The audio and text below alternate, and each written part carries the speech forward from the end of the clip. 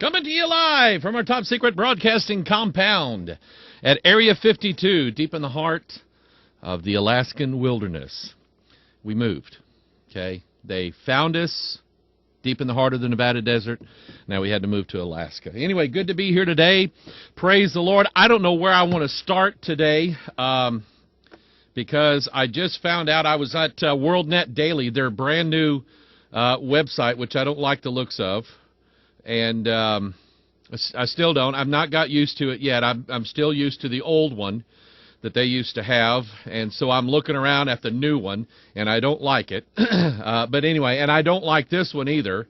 The headline splashed across near the bottom of the page on WorldNet Daily is that Christy McNichol comes out as a lesbian.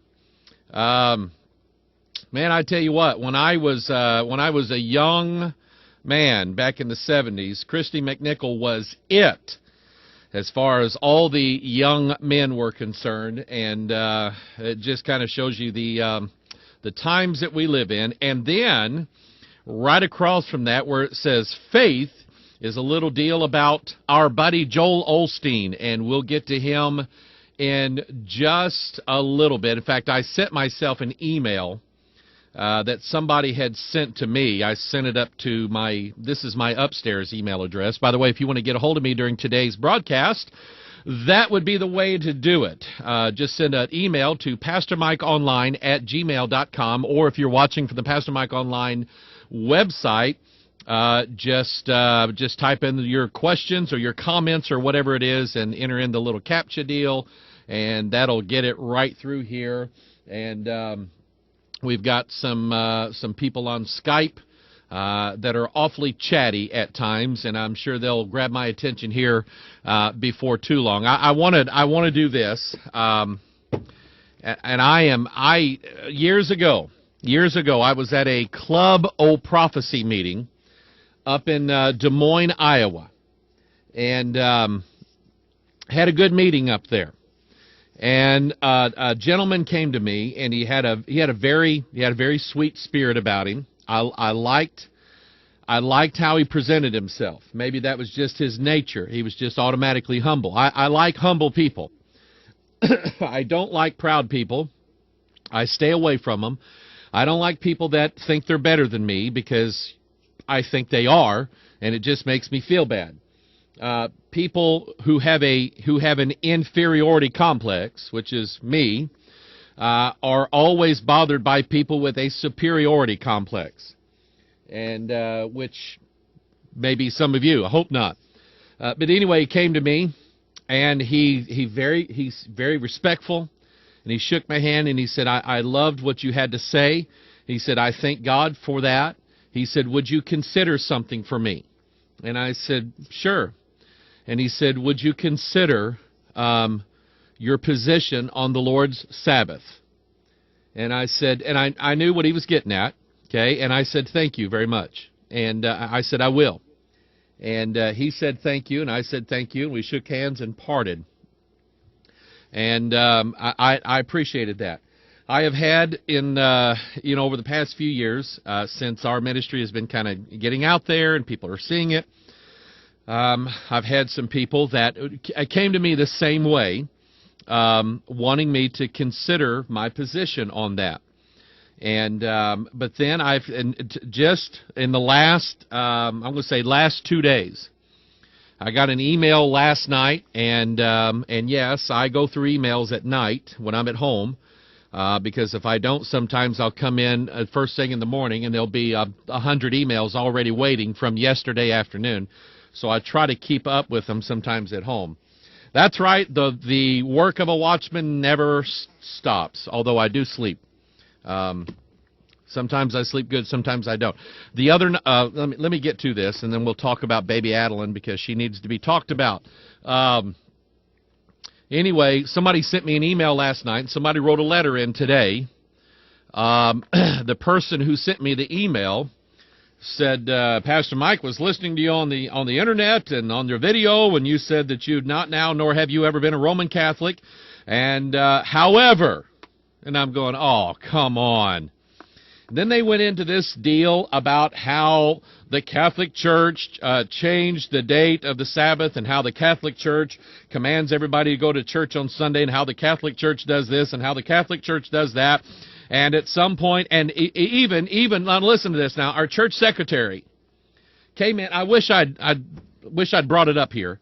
I have a copy of this. This is, I don't remember who sent this, but they sent me a copy of Ellen White's The Great Controversy with my name embossed on the bottom of it, Pastor Hoggard.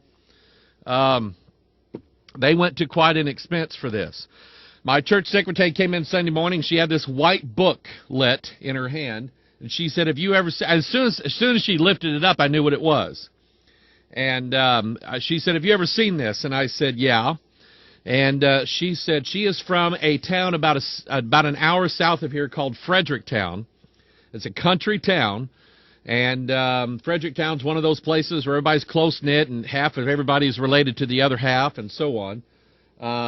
But anyway, she said everybody in the city limits of Fredericktown woke up Sunday morning with a copy of this on their doorstep. She said it was all over town. And it was something about Sunday laws and this and that and the other. And I don't know if Ellen came up with this or somebody came up with it after Ellen White. That at some point the evil United States government is going to impose a martial law type dictum upon the masses in the United States of America. It's going to occur worldwide. And everybody in the world at gunpoint is going to be forced to go to church on Sunday, and that is receiving the mark of the beast. Okay? That's the gist of it. And if I have been sent one copy of this, I've been sent a dozen copies of it. I kid you not. And so this email that I got last night was basically saying, "Now you're more Roman Catholic than you think you are, buddy, because you go to church on Sunday. I hear approaching hoofbeats.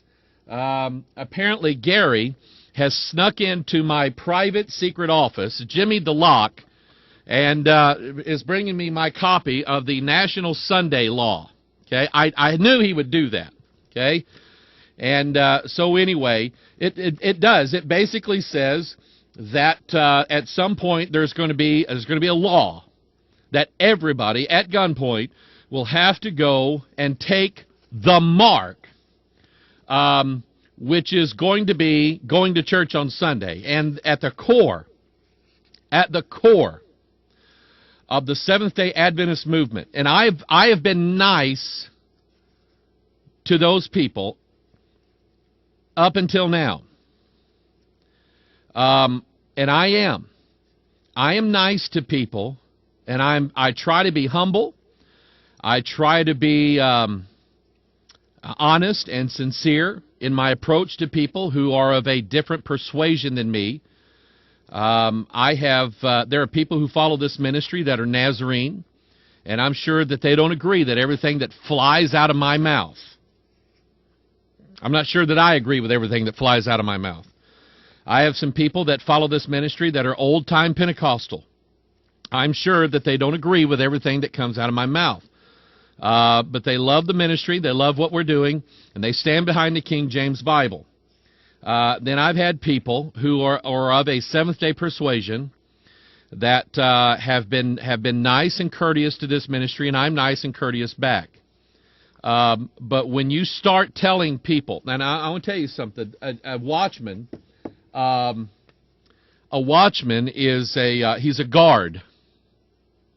He's a guard. And I guard sheep. And I guard them sometimes viciously. And when wolves show up and start trying to persuade my people, my wife, my children, my church people, you people, when a wolf shows up and tries to go after my people, I get my rod and my staff out, and I go after the wolves. I don't put up with that. I've encountered that before. I've encountered false doctrine. I've been in meetings where false prophets were trying to come in and make proselytes unto themselves. And once I figured out what was going on, I would just get my King James out and open it up. And that's what I'm going to do today. I've got some other things I want to get to, including our buddy Joel, who I have a suspicion about Joel Osteen. I don't know if I'll say it or not. Okay, I'll say this: I will allude to my suspicion today. Okay, but I won't say it. How's that? Because I don't know if I'm right or not. But anyway. This person writes and is accusing me of being a Roman Catholic or a closet Roman Catholic because we do what the Pope tells us to do, and that is we attend church on Sunday. You notice that it's Sunday, named after the sun god. See, I hear this too. Okay? And wait till they find out that Saturn Day is named after the god Saturn. Oh, look, here it is right here. Okay? And so anyway, and then we get a 3-page letter in the mail today, someone wanting to take me to task on why we're going to church and worshiping the sun god. Why are we doing that in our church? And Gary takes calls all the time. Gary, bless his heart, I like keeping Gary around because when people call like this, I don't have time. I don't have time to argue. And I want you to notice that the reason why we keep our top secret broadcasting compound secret is that we don't allow a bunch of people come in here while I'm talking and argue with me. I don't have time for it. And so let me get to the core of this, okay? Let me get to the core of their accusation against me and against our ministry and our church and against you too, okay? They're against you, and they'll be subtle about it too. They will be subtle about it. But down deep in the heart of their teaching is that if you are attending church on Sunday, you already have the mark of the beast on you, hence you are not even saved. You are not even saved. And they'll say, oh, we don't believe that. That's a lie. Ellen White taught that at the core of the movement teaches that, and that's what they say. See, because you're breaking the law. You're breaking the law. You're a little lawbreaker. Okay?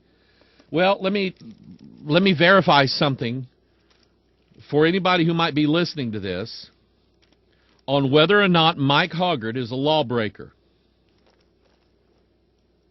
The answer is yes.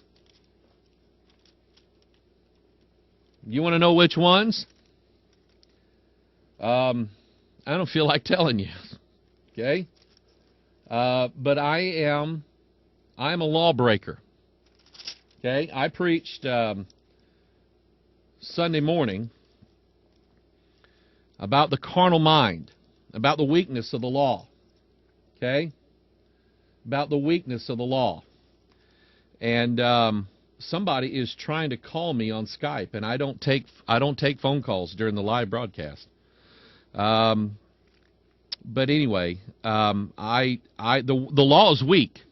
The law cannot make you obey it. Okay? It can't do it. Go back and listen to the sermon I preached Sunday. And the Bible talks about our carnal mind. Where was I? In Romans 8. The Bible talks about our carnal mind, the brain that we operate with. In Romans 8, verse 7, because the carnal mind is enmity against God, for it is not subject to the law of God, neither indeed can be. The way you think, and including all you people who think you're better than everybody else because of one commandment.